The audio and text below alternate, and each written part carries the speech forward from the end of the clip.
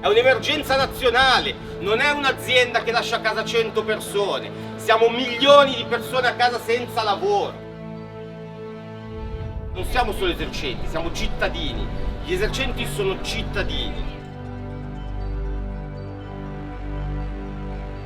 Le scuole vanno riaperte, le modalità e i protocolli decideteli, ma vanno riaperte. Come facciamo a tornare al lavoro e a lasciare i bambini ai nonni?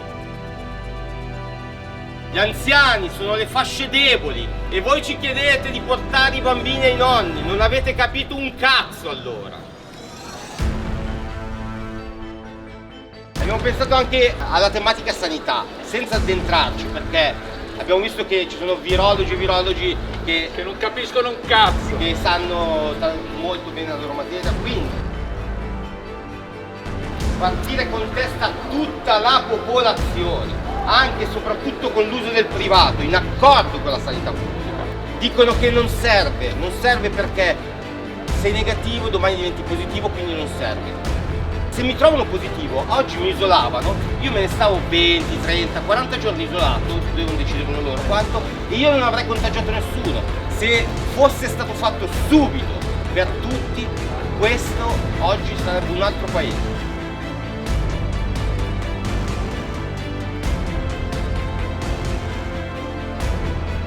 Noi abbiamo 30 dipendenti, è uguale chi ne ha 2 o chi è solo o chi ne ha 3, 4, 5, siamo tutti nella stessa barca, non siamo noi, non sono i dipendenti, non sono i cittadini. È veramente vergognosa la situazione. In più cosa sono riusciti a fare? A metterci gli uni contro gli altri, gente ai balconi che fotografa un cazzo di runner, ma che problemi ha? Ma chi sarà il problema? Ce l'ha chi non fotografare. Che ci dicano che cosa dobbiamo utilizzare per lavorare, non ce lo possono dire 2 giorni prima che iniziamo a lavorare, la gente si deve organizzare, la macchina dello giorno sì, la macchina dello giorno no, le distanze, quanta gente alla volta possiamo avere in salute?